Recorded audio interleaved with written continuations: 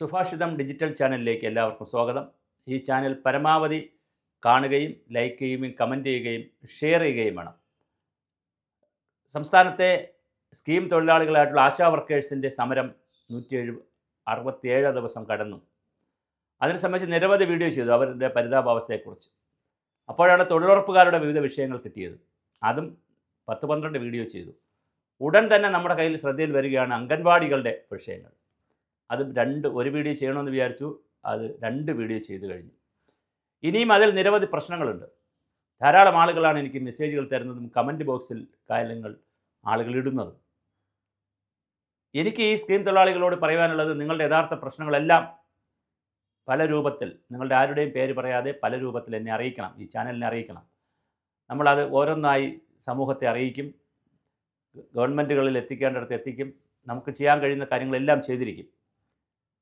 അതുകൊണ്ട് തന്നെ ഈ ചാനൽ പരമാവധി സബ്സ്ക്രൈബ് ചെയ്യിക്കണം, എങ്കിൽ മാത്രമേ ആളുകൾക്ക് ഇത് വാർത്തകൾ കിട്ടുകയുള്ളൂ.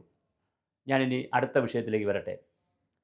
അംഗൻവാടി ടീച്ചർമാരുടെയും ഹെൽപ്പർമാരുടെയും വീഡിയോ ചെയ്തപ്പോഴാണ് മറ്റൊരു വിഭാഗം ഇതിനേക്കാൾ പരിതാപകരമായി സംസ്ഥാനത്തുണ്ടെന്ന് മനസ്സിലാക്കുന്നത്. പ്രീ പ്രൈമറി അധ്യാപകർ, ബാലവാടി അധ്യാപകർ എന്ന് പറഞ്ഞ് കുറച്ച് വിഭാഗമുണ്ട്. അത് സ്വകാര്യ മേഖലയിലുമുണ്ട്, പൊതുമേഖലയിലുമുണ്ട്. പ്രീ പ്രൈമറി ഉണ്ട്, LKG UKG അല്ല, അത് CBSE ICSE സ്കൂളുകളിലാണ്. അല്ലാതെ ഒരു പ്രീ പ്രൈമറി വിഭാഗം കുറേ അധികം ടീച്ചർമാരും ആയമാരും ഒക്കെ സംസ്ഥാനത്ത് പ്രവർത്തിക്കുന്നുണ്ട്. മിക്കവാറും എല്ലാ പഞ്ചായത്തുകളിലും ഇതുമുണ്ട്. അവരുടെ ശമ്പളം കേട്ടാൽ നമുക്ക് സങ്കടം തോന്നും, പരിതാപകരമാണ്. 5000 രൂപയാണ് അവരുടെ ശമ്പളം. 5000 രൂപ ഒരു മാസം 30 ദിവസം കൊണ്ട് 5000 രൂപ കിട്ടുന്നു എന്ന് പറഞ്ഞാൽ ഒരു ദിവസം എത്ര രൂപയാണ് കയ്യിൽ കിട്ടുന്നതെന്ന് ആലോചിക്കുക. ആദ്യം കൃത്യസമയങ്ങളിൽ കൃത്യമാസങ്ങളിൽ കിട്ടാറില്ല.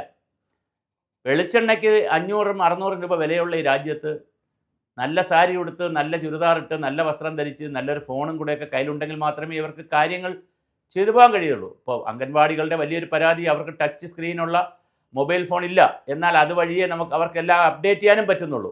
ഓൺലൈൻ വഴിയാണ് എല്ലാം അപ്ഡേറ്റ് ചെയ്യേണ്ടത്. എല്ലാം സംസ്ഥാന സർക്കാർ ഓൺലൈൻ ആക്കുന്നു, കേന്ദ്ര സർക്കാർ ഓൺലൈൻ ആക്കുന്നു. പക്ഷേ പാവപ്പെട്ട ആളുകൾ മൊബൈൽ ഫോൺ വാങ്ങാൻ നിവർത്തിയില്ല. അപ്പോൾ അവരോട് പറയുന്നത് ഇതൊരു സേവനമായി കണക്കാക്കണം. എന്ത് സേവനമാണ് ഈ രാജ്യത്ത് ചെയ്യാനുള്ളത്? ലക്ഷക്കണക്കിന് രൂപ ശമ്പളം വാങ്ങുന്ന ഉന്നത ഉദ്യോഗസ്ഥരും IAS-കാരും മന്ത്രിമാരും ഒക്കെ ഇരിക്കുന്ന രാജ്യത്ത് സാധാരണ ജനങ്ങളോട് നിങ്ങൾ സേവനം നടത്തുക. എത്ര വർഷം? 1 വർഷമല്ല. സേവനമാണെങ്കിൽ ഒരു 6 മാസം, 1 വർഷമൊക്കെ സേവനമായിക്കോട്ടെ. ഇത് 30 വർഷം, 40 വർഷം, 50 വർഷം സേവനമാണ്.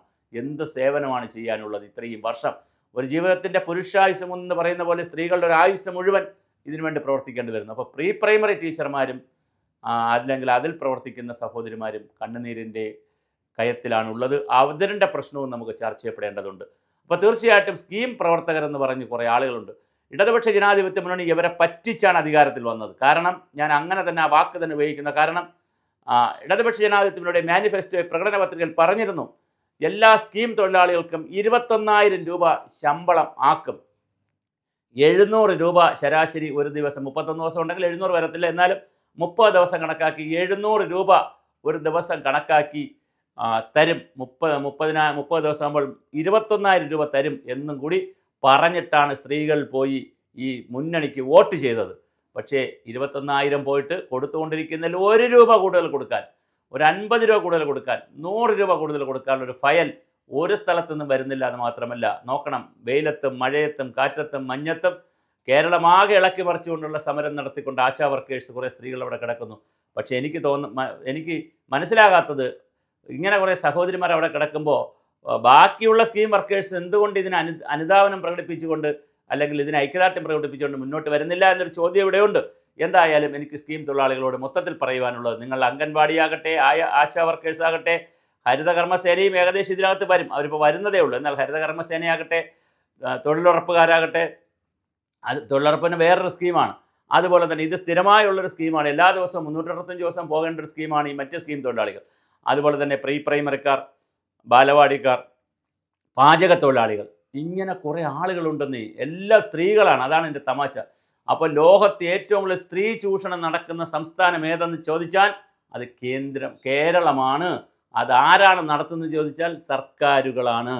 ഇത്രയും കൃത്യമായി സർക്കാരുകൾ വളരെ വളരെ മോശമായ രീതിയിൽ സ്കീം തൊഴിലാളികളെ കൊണ്ട് ജോലി ചെയ്യിക്കുന്നു. അതിൽ പ്രീ പ്രൈമറി അധ്യാപകരുമുണ്ട് എന്നുള്ളത് വളരെ സങ്കടകരമാണ്. അവർ IT അധ്യാപകരെ പോലെ അവർ ജോലി ചെയ്യേണ്ടി വരുന്നു എന്നാണ് പറയുന്നത്. കാരണം ഓൺലൈനിലാണ് എല്ലാം വരുന്നത്. കാര്യങ്ങൾ അപ്ഡേറ്റ് ചെയ്യേണ്ടത്, റിപ്പോർട്ട് കൊടുക്കേണ്ടത്, എല്ലാം ചെയ്യേണ്ടത് ഓൺലൈനിലാണ്. അപ്പോൾ ഓൺലൈനിൽ കാര്യങ്ങൾ ചെയ്യേണ്ടി വരുമ്പോൾ അതിനുള്ള പൈസയും അതിൻ്റെ മൊബൈൽ വാങ്ങലും മറ്റു കാര്യങ്ങളൊക്കെ ഉണ്ട്.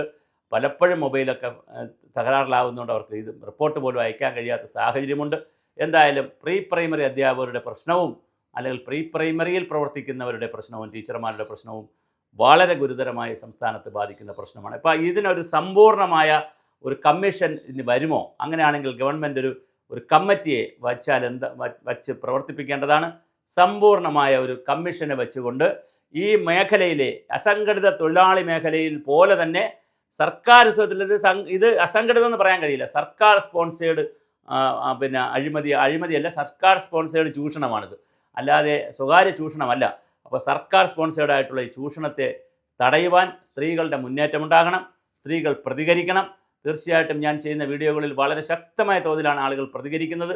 അതുകൊണ്ടാണ് വീണ്ടും ഊർജ്ജമുണ്ടായി ഈ വീഡിയോകൾ ചെയ്യുന്നത്. മറ്റൊരു ചാനലും, ഓൺലൈൻ ചാനലാകട്ടെ, ഡിജിറ്റൽ ചാനലാകട്ടെ, പത്രങ്ങളാകട്ടെ, മറ്റൊരു മീഡിയയും ഇത് തൊടുന്നില്ല. ചില ആളുകൾ കമന്റ് ഇട്ടിരിക്കുന്നു, ഞങ്ങൾ പലരോടും പറഞ്ഞു പരമ്പരയൊക്കെ ചെയ്യണമെന്ന്, പക്ഷേ ആരും ഇത് തൊടുന്നില്ല. എന്തായാലും നമുക്ക് നോക്കാം. തീർച്ചയായിട്ടും പ്രീ പ്രൈമറി അധ്യാപകരുടെ വിഷയങ്ങൾ കൂടി ഇന്ന് അവതരിപ്പിക്കുന്നു. ഇനി കൂടുതൽ വിഷയങ്ങൾ നിങ്ങൾ അയച്ചു തരണം. അയച്ചു തന്നാൽ അത് അടുത്ത തുടർ ദിവസങ്ങളിൽ ഉണ്ടാവും. അതുപോലെ തന്നെ അംഗൻവാടിക്കാർ, ഇത് കാണുന്ന അംഗൻവാടിക്കാർ, അതുപോലെ ഇത് കാണുന്ന തൊഴിലുറപ്പുകാർ, അതുപോലെ തന്നെ ആശാ വർക്കേഴ്സ്, ആര് കണ്ടാലും നിങ്ങളുടെ പ്രശ്നങ്ങൾ തീർച്ചയായിട്ടും നിങ്ങൾക്ക് നേരിട്ട് വേണമെങ്കിൽ നേരിട്ടും, വീഡിയോ ആയിട്ട് എടുത്ത് അയച്ചാൽ വീഡിയോ ആയിട്ടും, നിങ്ങൾ ഓഡിയോ അയച്ചു തന്നാൽ നിങ്ങളുടെ പേരും സ്ഥലവും ഒന്നും പറയാതെ ഓഡിയോ അയച്ചു തന്നാൽ അത് ഓഡിയോ ആയിട്ടും നമുക്ക് കൊടുക്കുന്നതിൽ സന്തോഷമുള്ളൂ. നിങ്ങളുടെ പ്രശ്നങ്ങൾ തുറന്ന് പറയൂ.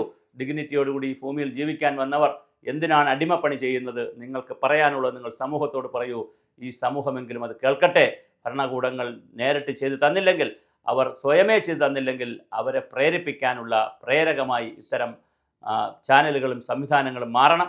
അതുകൊണ്ട് തീർച്ചയായും നിങ്ങൾ അറിയിക്കുക നിങ്ങളുടെ പ്രശ്നങ്ങൾ. എന്തായാലും അതുകൊണ്ടാണ് ഞങ്ങളുടെ നമ്പർ ഇതിൻ്റെ തുടക്കത്തിൽ തന്നെ കൊടുത്തിരിക്കുന്നത്. അപ്പോൾ തീർച്ചയായിട്ടും നിങ്ങൾ വിഷയങ്ങൾ അറിയിക്കുക. നമ്മൾ അതിനാവശ്യമായ വീഡിയോകളും മറ്റ് ചലനങ്ങളും ഉണ്ടാക്കുവാനുള്ള എല്ലാ ശ്രമങ്ങളും നടത്തും. അങ്ങനെ പ്രീ പ്രൈമർ സഹോദരിമാരും കണ്ണീർ കയത്തിൽ തന്നെയാണ്.